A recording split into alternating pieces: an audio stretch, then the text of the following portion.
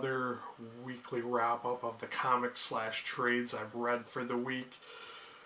I'm calling this one Gloom and Doom because it kind of has a little bit of a theme. There's like at least 3 books that have a horror thriller theme to them. Just like last week's weekly wrap-up, I had a Canadian theme because I read like 3 Alpha Flight books in that one. Well, anyways, let's get on with the weekly wrap-up. And the first book I read this week was called Beasts of Burden, Animal Rights. This is volume 1.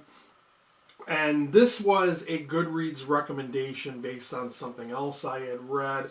It is a horror mystery by Dark Horse Books. There isn't really much to the back. Well, anyways, this one is, it is dogs and cats. It's like, it's all these pets. I would have to say I would compare this to a Homeward Bound meets Tales from the Crypt, and it's not suitable for children because there are some pretty gruesome scenes in this. It starts out really mild with just a few ghost stories, but the dialogue it's kind of out there. It's a little crude. Not as crude as the Rat Queens, but you get my meaning that it is just not appropriate for children. Neither are some of the pictures. And it looks like it was done in watercolors, which I thought was pretty cool. At first when I started reading this, I really didn't know what to think of it. I was like, it's kind of silly, it's kind of immature that it's talking pets. But then, as I got further in, the stories got better. And I have to say, I was impressed with this. I think I will be looking for the other Beasts of Burden books that there are. I think there's at least 2 or 3 more others. I don't know that this is an ongoing series, because I think the other books are like one-shots. But I did enjoy it, and I rated this one 4 out of 5 stars. If you're into horror and pets, that type of thing, I think you'll like this one. After that, I picked up Justice League Dark, and this is volume 5, Paradise Lost. Now, this is one of the things that I don't get about my library. The one that was pictured in the library search was volume 1, and for some reason, I requested that thinking I was going to get volume 1, and I got volume 5 instead. And I hate starting a series like few books in and I don't know how it started or anything, because Justice League Dark is totally new. It was set up for the new 52. Well, anyways, being that it is not the first volume, I kind of was going into this a little blindly. I do think there is an interesting dynamic with the characters and the members of Justice League Dark. I kind of found the Nightmare Nurse, or Midnight Nurse, or whatever her name is. I think it's the Nightmare Nurse. I found that character to be kind of interesting, as she's just such a mystery. I want to know, what is the deal with her. And I'm not going to go into too much about her story that's in this, because I don't want to spoil it. But the rest of this kind of got blah after that, and it had to do with Deadman, and it had to do with previous events that had happened in the other volumes. So I don't know if that's why I didn't feel so strongly about this one, but I rated this only 3 out of 5 stars. It's got John Constantine and it's got Swamp Thing. It's got a few, supernatural DC characters on their team. After that, I picked up Batgirl Volume 1, Batgirl of Burnside. Now, this was one, I know this has been kind of trendy lately on Goodreads. This book, I was expecting so much because I read the new 52, and I'm not 100% sure, but I think this is the one, this is the new Batgirl, and it's called Volume 1 because it's like a startup, like another startup after the new 52 or after Convergence or whatever. And I don't know what is with like some of these books being geared to teen girls. Like, this is so chick lit and kind of romancy. It's really just kind of It's meh. It's really meh. I know, and a lot of my friends on Goodreads, and this is why I appreciate Goodreads, because you can find other people who have similar tastes in books as you. And a lot of my friends really did not rate this too highly. They rated it like 2 stars, 1 star. I was really kind and gave it a 3 out of 5 stars. I mean, some of the stories, like one of them was kind of interesting, but the rest was just full of unnecessary dialogue that's just like, suitable for like a teen girl. It's just like, I wasn't feeling it. It wasn't that great. I kind of miss the New 52 Batgirl now that I think about it. After that, I picked up Marvel Heroes, and it's like Heroes. But I was thinking this might be interesting because they're trying to appeal to female comic readers. And I have to say, this was a book I did not finish. I got like a quarter into it. I looked at the ratings on Goodreads, and I was just like, yeah, I'm going to go into real briefly what it's about. But it takes some major female heroes from the Marvel Universe, and they're teens in high school. Yeah. It's Mean Girl, Clueless type stuff, and it really was not worth my time. I gave this a 1 out of 5 stars. I just was not feeling it at all. I'm not their market, I'm not a teen girl, and I thought it was garbage if you ask me. After that, I picked up Emily the Strange Dark Times, and the reason I picked up this was because I had heard that this series was going to be turned into either a live action movie or an animated movie. I'm not sure which. I don't know too many details about it and if when it's going to come out. But when I heard that, I decided to check out whatever books they had at my local library featuring this character.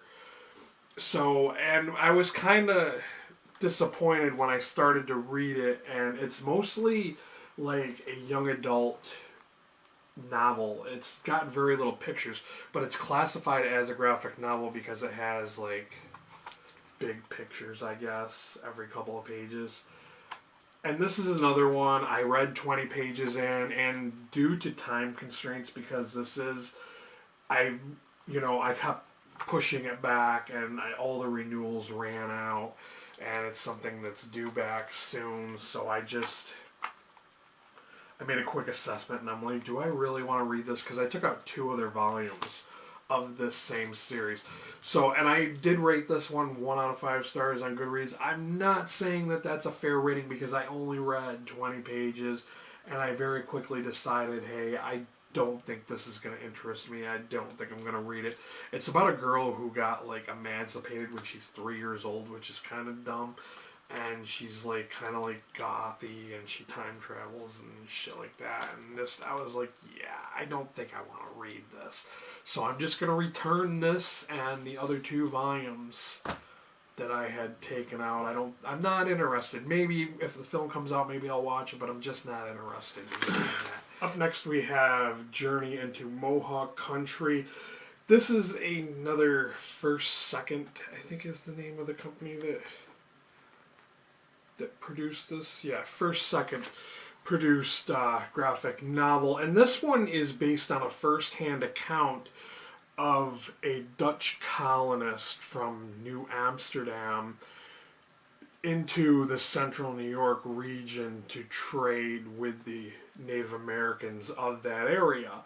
So yes, this is historically accurate, and I do have to say, based on the ratings, a lot of people rated this only like 2 stars because I think they were expecting it to be like a narrative type story, and it's based on this guy's journal writings. So it's not going to be told in a prose or narration because it's written from his journals, and he just kind of wrote just the facts, like day-to-day facts. And I thought this was amazing because they start out in Manhattan. They don't really tell the journey from Manhattan to Fort Orange. And Fort Orange is today Albany, which is the capital of New York State. So they start out in Albany on this journey, and they travel from Albany, and they just go west and northwest into the central New York region. So I thought it was really interesting, and one of the things that I never would have thought of and never realized is that these guys walked on foot. They weren't traveling on horseback or traveling in boats down rivers and stuff. These guys walked all these miles. And that is a long walk, because you got to think that's a couple hours drive, and it took them days to get there. So on that account, I thought was really interesting, and it was kind of interesting to see what the native peoples were like, like 400 years ago.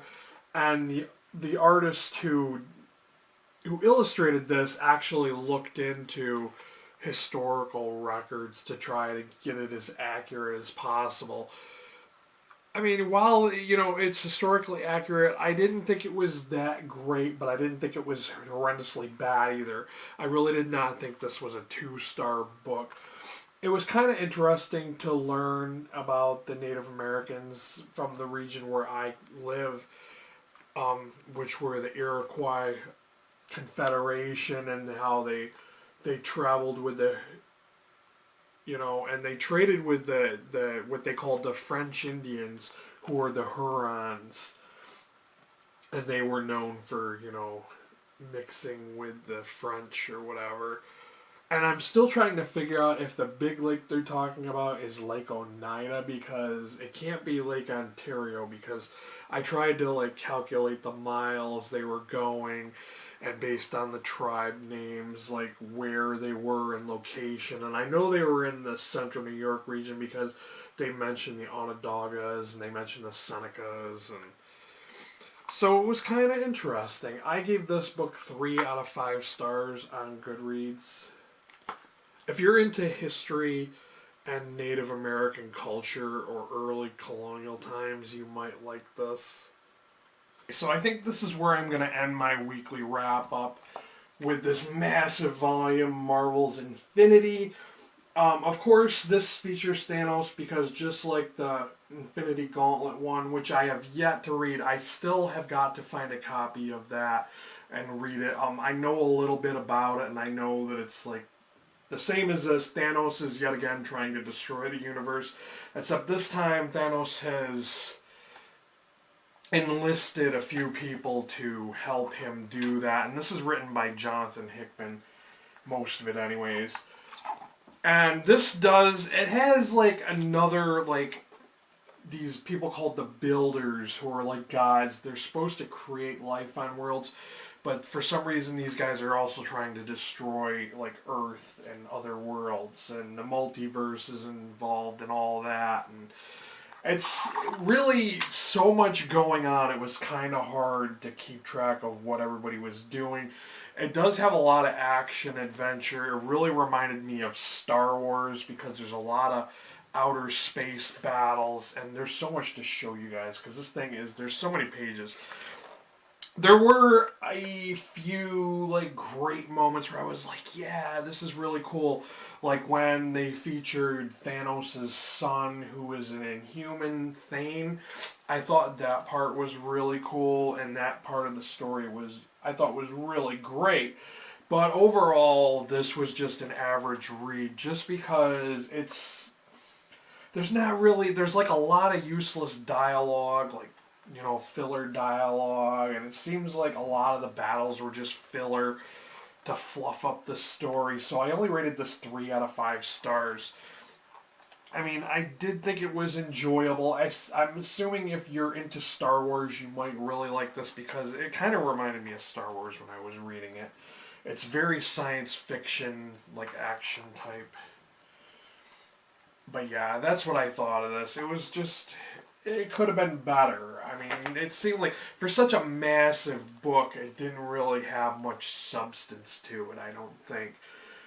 So, I don't know. I mean, I haven't read the Infinity Gauntlet, so, I mean, I don't know if that is much better than this, and I can't base this off of that when I haven't read it yet. So, yeah, this was just okay, but, I thought it was going to take me forever to read, because it was so thick. So that is my Comics Weekly wrap up for the week. If you've read any of these or if you have any interest in reading any of them, please let me know down below. If you have any recommendations, please feel free to, just let me know. Even if you think it's something I may have already read, I'm constantly finding new graphics and trades to read like every week. So like I have the never-ending pile of these to read. And I was just thinking I have like a bunch that I purchased during the spring and somebody gave me a huge box of them over the summer and I haven't even touched those yet. So I don't know when I'm going to do those or what. I don't know yet. But thanks for watching and until next time, later guys.